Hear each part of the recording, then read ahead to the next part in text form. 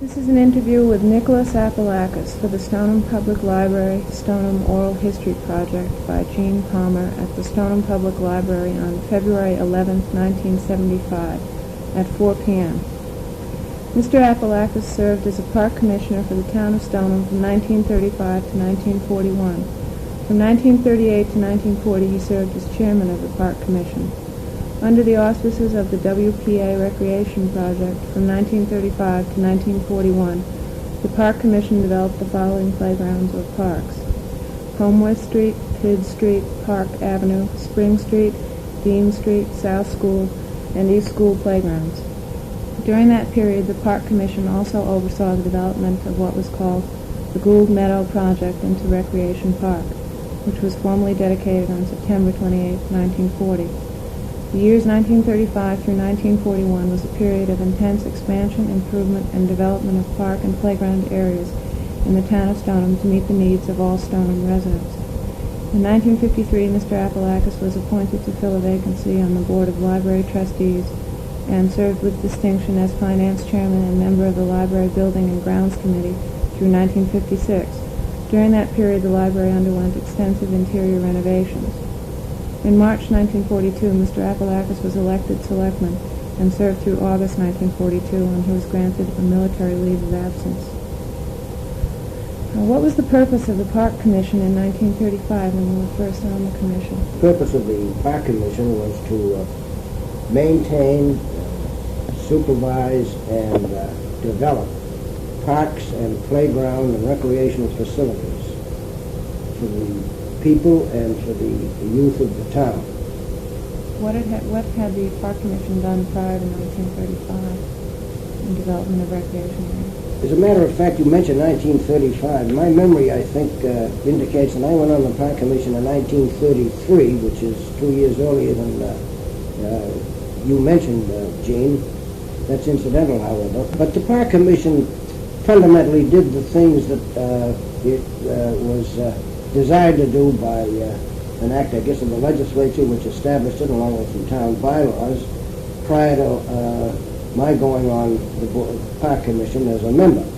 That is, it maintained the playgrounds, the recreational areas, and the parks, some of which were in the form of squares where there were plantings, particularly in the spring of the year, and were pretty nicely decorated for, as we called it then, Decoration Day, which was Memorial Day, of course.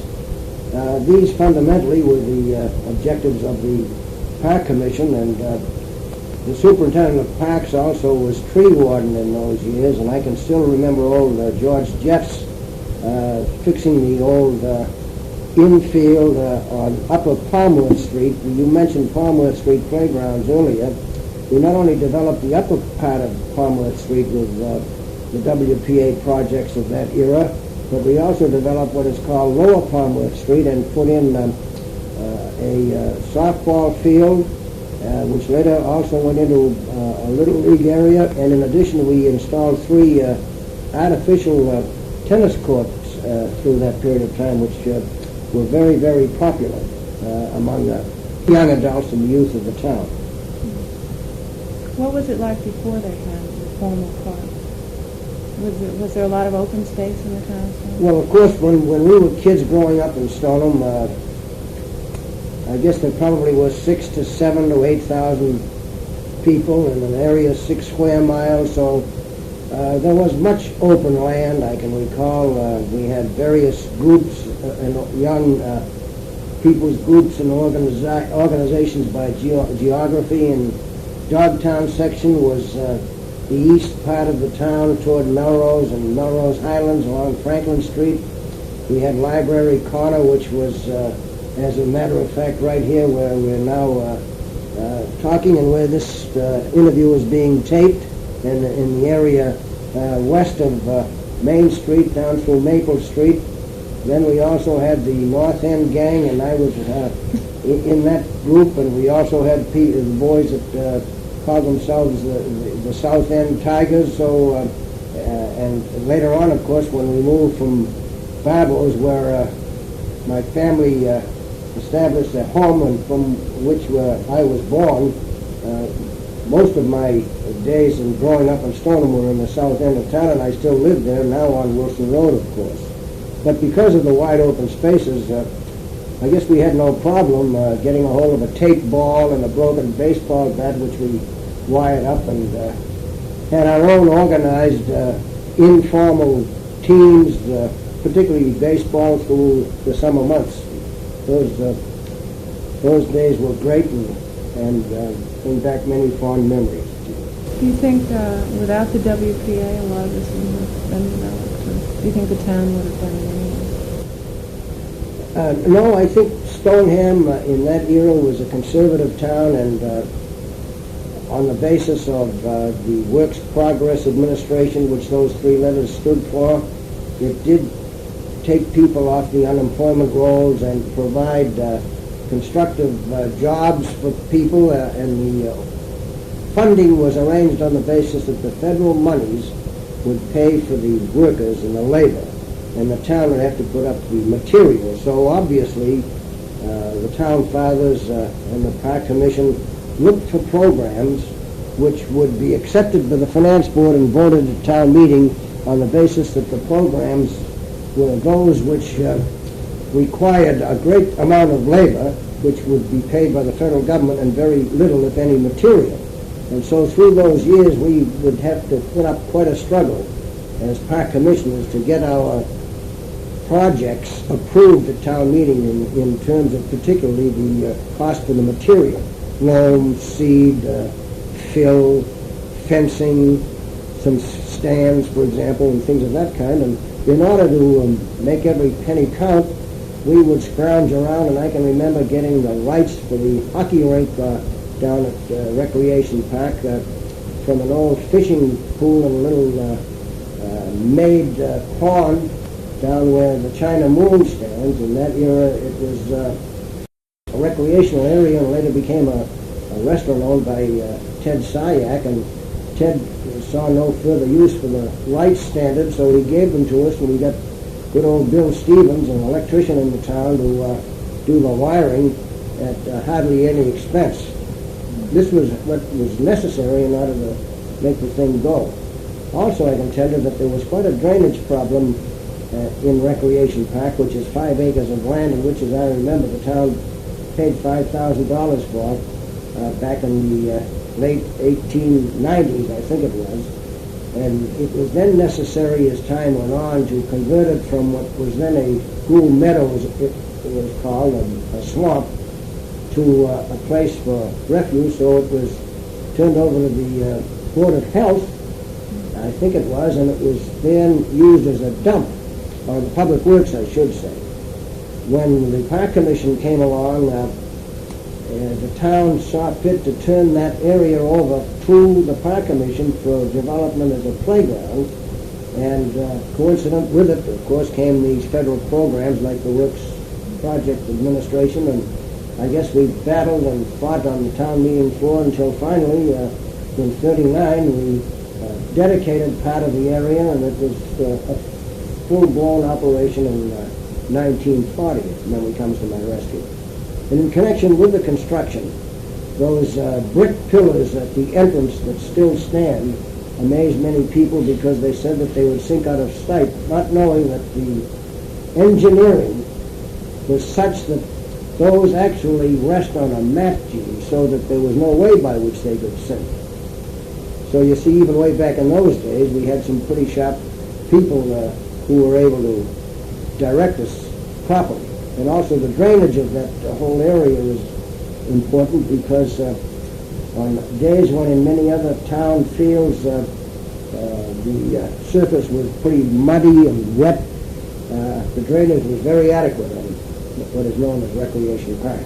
Was that ever a health hazard earlier, the Gould Meadow? The meadow as such was a health hazard only as I remember it when we went skating and had bendy balls, if you remember that phrase.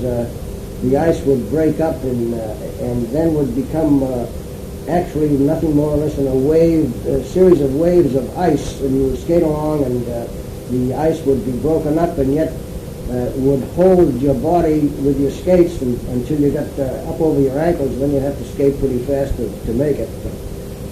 that was about the only hazard I can recall. Maybe the brook that we worked on and had diverted to the edge of the field may have been to a degree some kind of a hazard, but it wasn't, I think, deep enough to cause any problem. And ultimately, of course, as you know, it was covered. Do you think the parks have changed considerably since 35? Are they going down? Are they less used? Well, from what I read in the papers through the summertime, there seems to be plenty of activity, but I'm very impressed with what has been done with what was the Unicorn Golf Club and Golf Course. I think the town made a wise decision to take over that property and to develop it. It's a fine 9-hole golf course, and now, of course, we've got a lovely skating pavilion there. And when was the Unicorn Golf Course acquired? I think the Unicorn Golf Course was acquired about 5 or 6 years ago, if memory comes to my rescue, when the estate of a man named Cox made it possible for the town to buy it after his death. I don't know anything about it. How about the skating rink in town, the new one? Well, I think that's quite an asset to the town, and I like the label of the skating rink.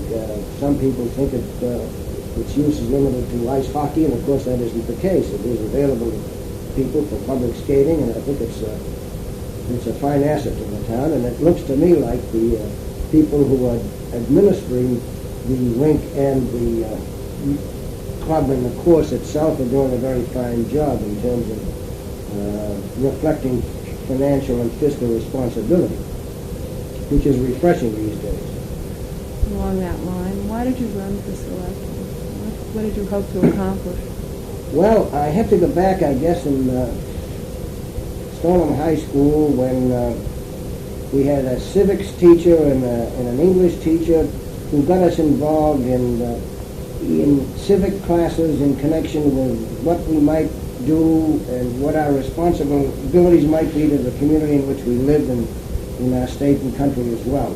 I think they generated in us an interest in government in general and in town government in particular, as a consequence of which I guess several clubs related to churches, for example, came along to heighten and encourage this interest. The KML fraternity of the Congregational Church, to which I belonged, although I'm not a Congregationalist, I'm Greek Orthodox.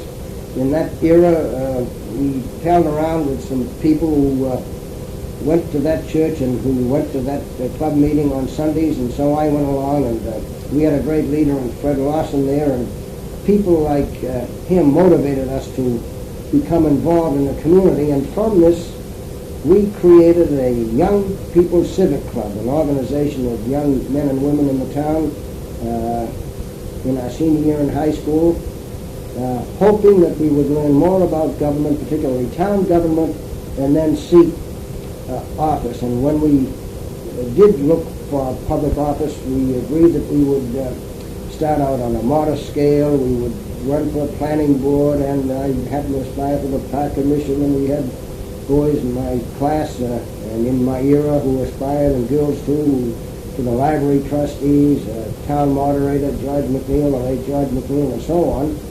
And I can remember Russ Chase and Dick Barnstead, and any number of them. John Finnegan, John Kelly, several of these people are no longer with us, but all of these people played a role in the developing town as we knew it then, and we were, I think, possessed of ideals just as high as maybe some of the youth claim to have in their possession today. And of course, I got to admit another thing too. We didn't have the mobility and flexibility and diversity in terms of distractions and entertainment. We had to more or less provide our own. There were very few fellows that had automobiles, and trains didn't run very frequently, and if they did, we didn't have the money to buy a ticket anyway. Was the organization any particular political party? No, it was nonpartisan in every step of the way. Now, later on, some of us joined the Young Democrats and Young Republicans movements which were state organizations, and participated in wholesome activities and sponsoring people that we thought were capable of filling state legislative roles, governor's council things, and finally, I guess some of us even worked to see what we could do to put Charlie Gibbons in the legislature, and he ultimately from there, of course, became Speaker of the House, by the Lieutenant Governor. When was that? Oh, this was several years back, Gene. He was not in the era that I'm talking about, of the younger people. He came into town after we had grown up, so to speak, but he became very popular man in town, and many of us thought very highly of Charlie and worked for him in that era. As a selectman, did you run on any particular platform? Did you want to change? I guess the only platform that I looking back ran on was on the basis that maybe if I made some contribution to make the town a better one in my work as a park commissioner, that I could probably, hopefully, put some talents I may have to work on the basis that maybe from the level of a selectman's assignment I could contribute a little more to the betterment of the town and to make it a better place in which to live and work. Do you find the town meeting form of government more effective, say, 30 years ago than it is now? Well, town meeting government and effectiveness are important points, but I guess the very nature of democracy means that it is not as efficient maybe as a dictatorship. And as we grow in a community like Stoneham, where, as I said, population of 7,000, 8,000 to 22,000, 23,000, and many new people come into the town, and at first don't understand too much about what goes on, they could, of course, become impatient with what happens at a town meeting and become disenchanted and look for an efficient operation like maybe they're accustomed to in business and industry. But the nature of the beast, I'm now talking about government, is such that it cannot function like a business or an industry, except unless it's in a dictatorship organization, and I, for one, would never want to see that done. As far as I'm concerned, I think any voter of the town should be given the right to say what he thinks should be said, and say it in his own way, in so long as he doesn't use slander, doesn't abuse people, and sticks to the issue. And even if he is long-winded, what difference does it make? It's better that he be given that voice, and that we have a democracy function, even though it may not be efficient.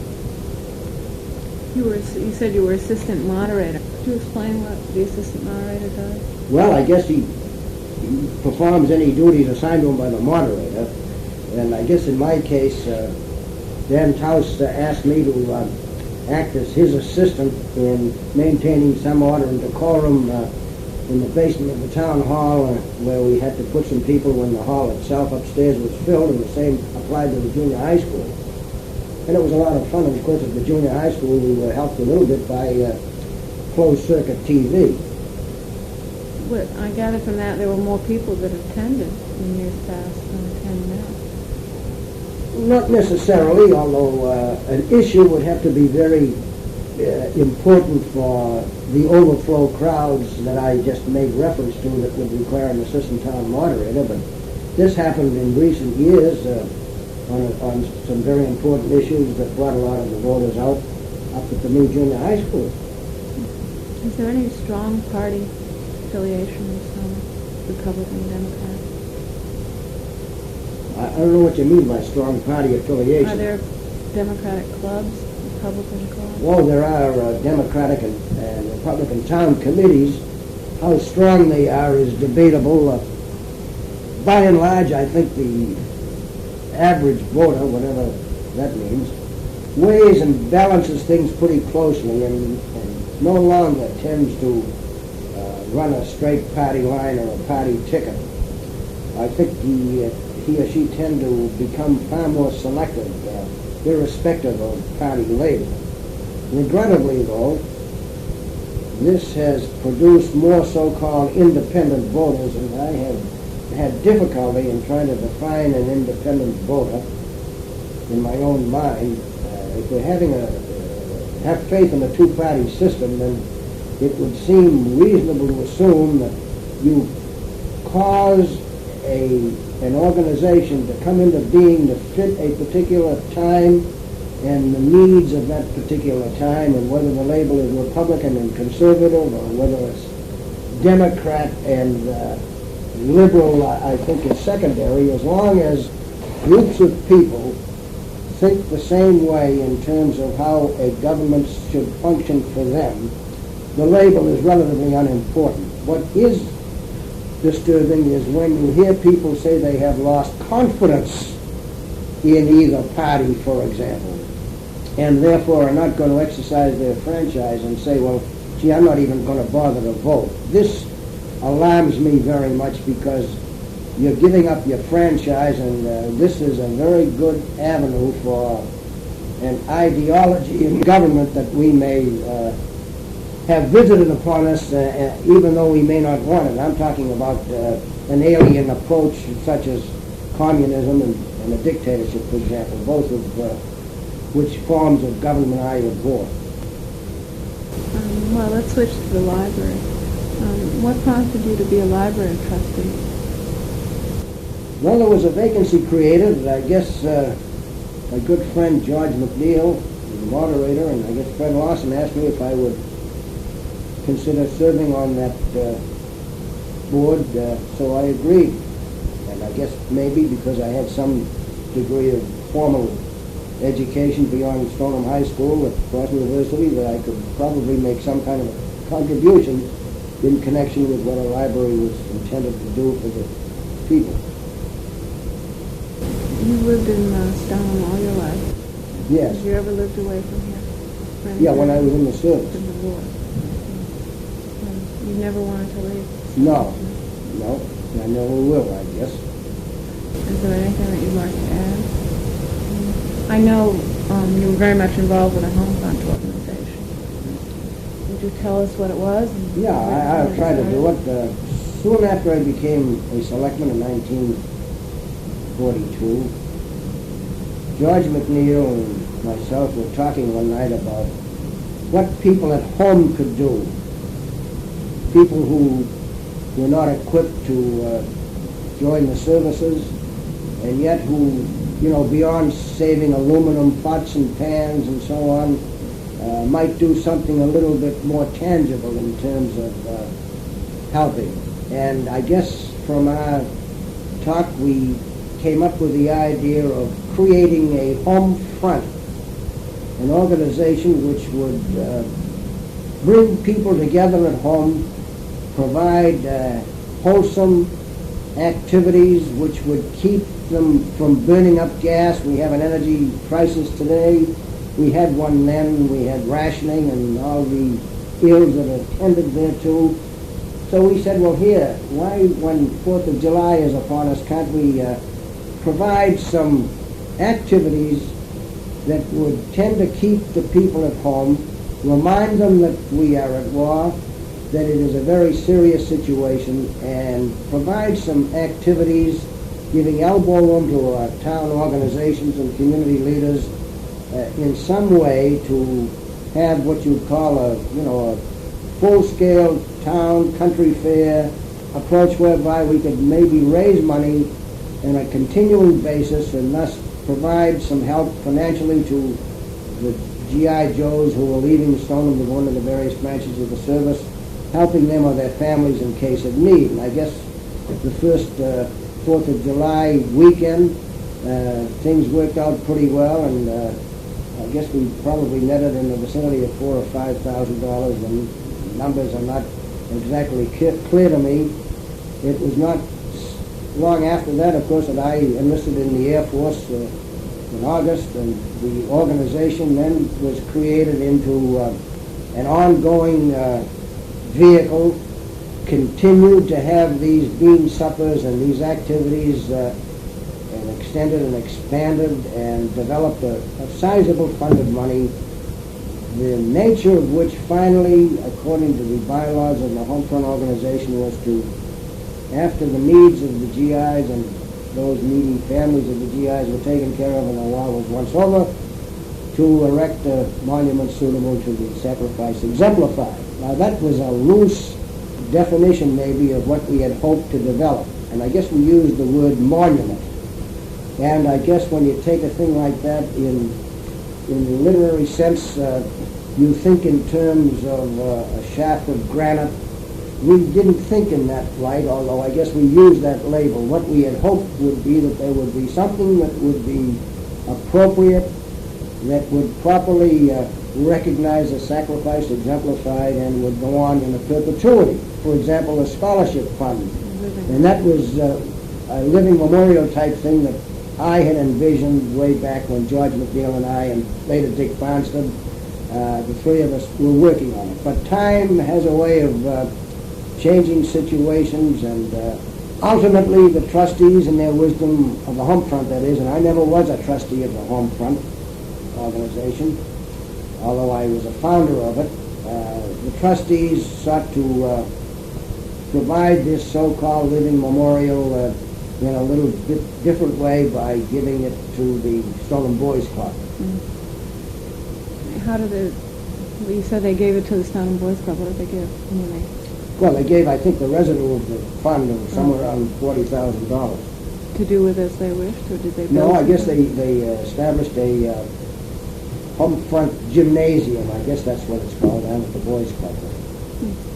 I think it's a laudable thing, but I've got to be candid, and I was disappointed. I had hoped that it would be put in the form of, as I said to you earlier, scholarships, the interest from which would be able to help kids in Stoneham High going into college, and because of the capital not being affected, the fund could go on in perpetuity, and maybe could get 4 or 5 scholarships a year. Are there any such things, scholarships like that? Yeah, the Stoneham High School Alumni Association and the Dr. Thomas P. Devlin and Edwina Devlin Scholarship Fund for worthy kids who want to become nurses or doctors. These, you see, and give more of our deserving youngsters a little lift in getting into college. And you know what that means in these inflationary days with the inflationary spiral. You were the first World War II veteran in Stoneham? I was Correct? the first World War II veteran to become commander of the Stoneham American Legion Post in 1948 and 49. As commander, what did you do? Well, we developed the post quarters, we put in recreational facilities, and we instituted many community endeavors. We sponsored the American Legion junior baseball team. We sent boys and girls both to Legion girl and boys state and girls state. We participated in all of the other town activities as a community organization, a patriotic organization, if you will, a veterans organization, recognizing that we also had responsibilities to the town, in which our post been a going operation since World War I, as a matter of fact. Thank you very much, Mr. Apalakis.